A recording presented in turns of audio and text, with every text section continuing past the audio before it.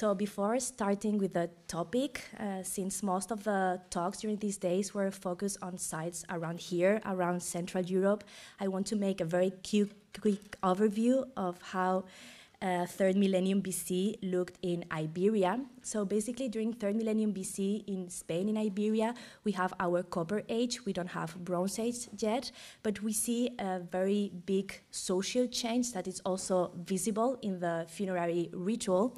So we see the last collective rituals in the Neolithic last graves, and we see this shift into individualized ritual. We now have the first single graves or very small group graves where we can see this individualization of the people they are buried.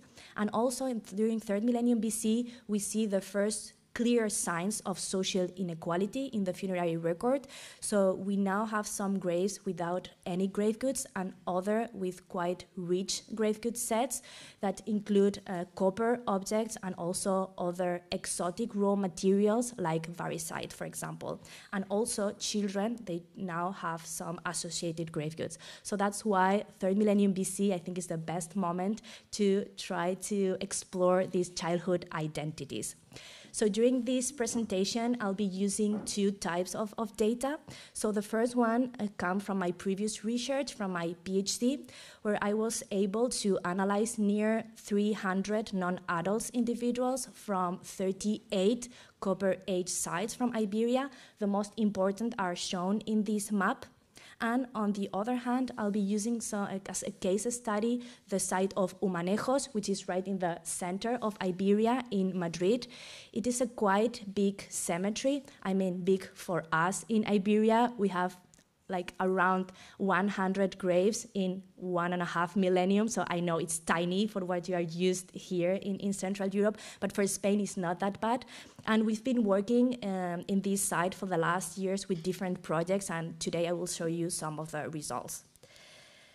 So with this data, today I will try to answer these three questions. So the first one is regarding gender. How and when does gender identity become visible in the burial treatment of children? The second one is regarding the more like childhood identity. So does the funerary record allow us to identify an identity specific for children or even signs of individual social personhood at these very early ages? And the third one is regarding kinship. Whether burial patterns, for example, the people they were buried with or the shared practices, can offer clues about familiar or kin-based relationship between individuals. So starting with gender, in Iberia, we are not that lucky as you are in here. We don't have this gender burial treatment, different between women and men. So in Iberia, they are the body positions and the orientations are random. So that's we only see some differences in some grave goods, but only in specific moments or even in specific sites, but not in general. So that's the reason why until very recently it was very difficult to do gender studies on children. For example, when I was doing my PhD, only, 10 children had already undergone DNA analysis, so only 10 of them were biologically sexed. So at that time, with this very small data, I was not able to see any differences in the funerary treatment between boys and girls. But luckily, thanks to the peptides analysis, now we've been able to sex, for example, all our Copper Age children from Humanejos, and we've detected some interesting trends. One that has already been shown during these days, for example, in the Belviker site of Hostice, one that Katerina showed the first day, we are missing girls. In Humanejos, in the Copper Age cemetery, we have 20 boys and only 7 girls. And this cannot be explained by the fact that they were practicing female exogamy and sending away their girls to get married somewhere else. Because as you can see, again, girls are especially missing in the first years of life. So the smaller girls are not buried in Humanejos. Did they receive a different funerary treatment? Were they buried somewhere else? We don't know yet, but they are missing. And looking more closely to some case studies inside Humanejos site, we were able to detect some gender identity in really small children. This is an example of grave 49 from Humanejos. It's a pre-Belviker a grave of 4 individuals, an adult woman and 3 children. They all had associated grave goods. So the adult woman had a copper dagger, a copper awl, and a plain vessel. 2 of the children, a 4 years old and a 6 years old, they had 2 and 1 plain vessel again. And the 3rd child, another 4 years old, had the biggest set of grave goods, which include 4 plain vessels, a copper awl, and a necklace made of varicite beads and also other color stone beads. So when we look at this set of grave goods, we already know that this individual belonged to an exclusive family, because at that time in Iberia, copper or varicites were not very common. So this individual was important, or its family was. But when also looking at this set of grave goods, we could say that it probably belonged to a woman, because copper awls and adornments in general are always associated with women in Humanejos and in general in Copper Age Iberia. And indeed, when we got the results from the peptides analysis, we saw that this specific individual was a girl and the other 2 were boys. But this is only a layer of identity that we can see in the funerary treatment of these children. But it's also possible to detect childhood or age-specific identity looking at the funerary treatment of children.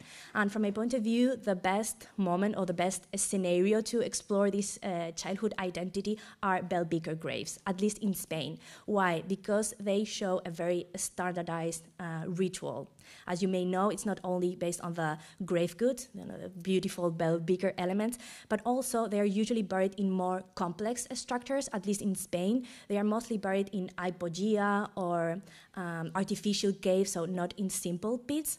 And also, it's the only time in the prehistory of Spain that they are almost every person with bell-beaker is buried in their left side, both men and women. So with this standardized ritual, it is quite easy to try to see differences between the funerary treatment that adults and children receive, but also among children, to see differences in age groups and also in social personhood, why not, and family status.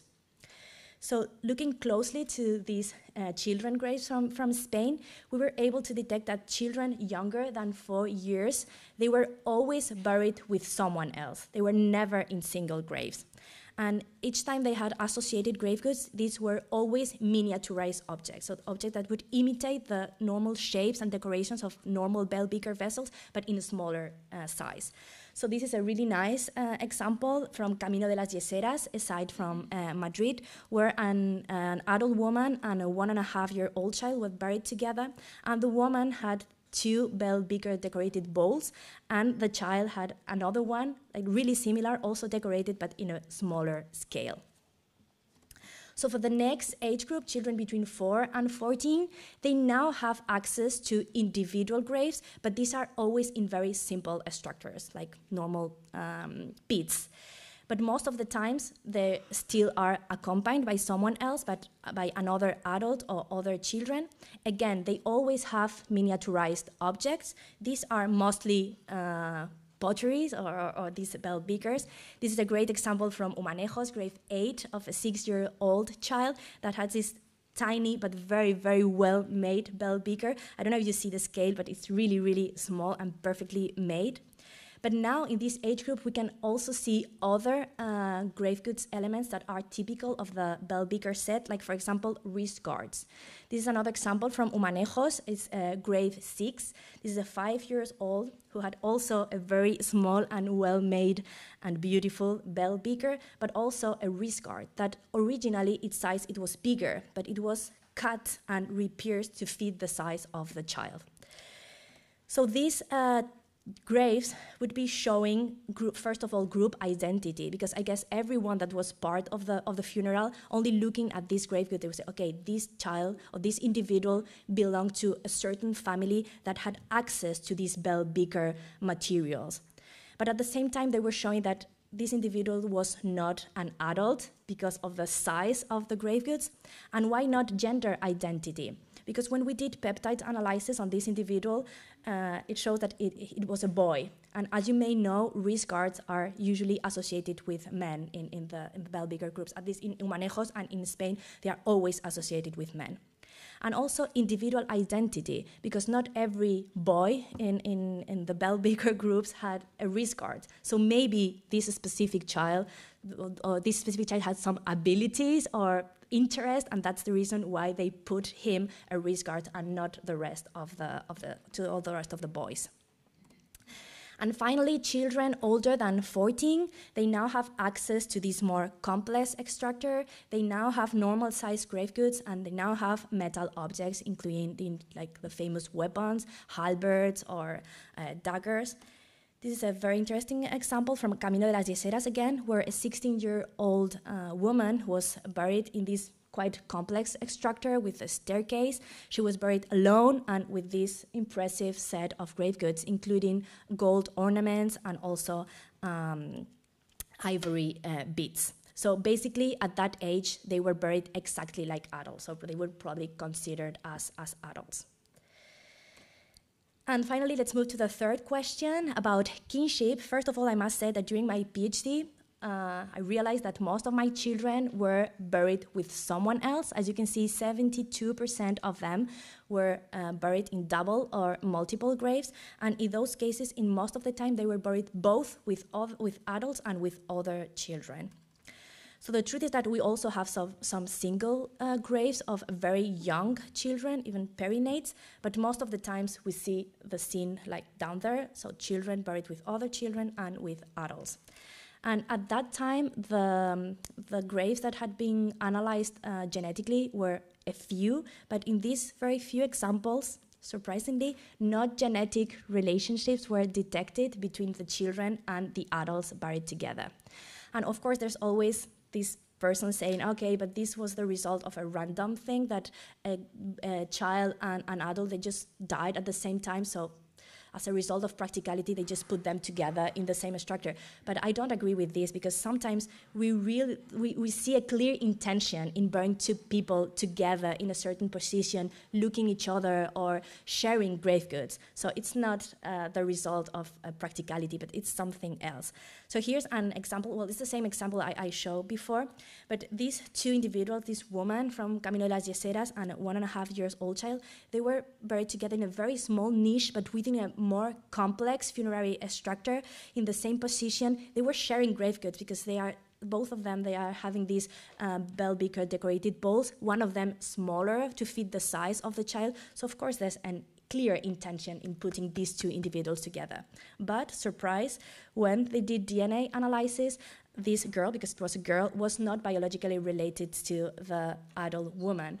And she was not related to any of the individuals that were sampled in this cemetery of Camino de las Yeseras. But she was related to a random guy that appeared in a bell beaker cemetery in Germany. It's not a first-degree relationship. I think it's a second degree, but it's not that far. So it's really strange. So this example and others, it's what's made me to apply for my Marie Curie project, Social Kinship and Cooperative Care. So the main objective of my project was to look at this non-biological relationship between children and adults buried together in Copper Age Iberia. Of course, I need to do DNA to test if they were biologically related or not.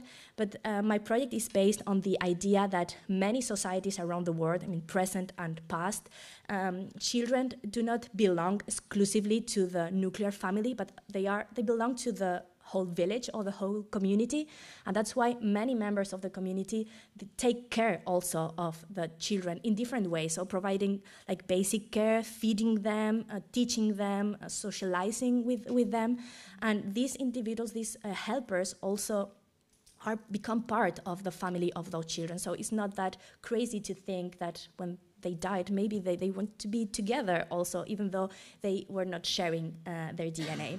So I'm sorry to let you know that I'm still waiting for the DNA results, but with the peptides, we've been able to see something, and I'm going to share with you an example. So this is another grave from Humanejos, another pre-bell beaker grave, where 8 individuals were buried. We can say that all of them are non-adults because the oldest one was 15 years old, so show markers that she was not fully adult. And the others are 3 over 5 years old and 3 younger than 5 years old. It's not a simultaneous grave, as you can see, but we think not a lot of time passed between one and the other because all of them had some anatomical connections when we dig them. And as you can see, all of them follow the same axis, so with the heads looking at the east and the feet at the west. Also, we can see that the last individual to be placed in the grave is this one over here, which is the oldest individual, and it's also the one who has the greatest number of associated grave goods. So this individual had 6 plain vessels around the head and also was wearing a necklace made of varicide beads. So when we did the peptides analysis, we saw that this individual was a woman and the rest of the children were all boys. So we know that it was not possible for her at only 15 years old to give birth to all of these children. It's not possible. So she was not the biological mother, maybe for the youngest one, maybe.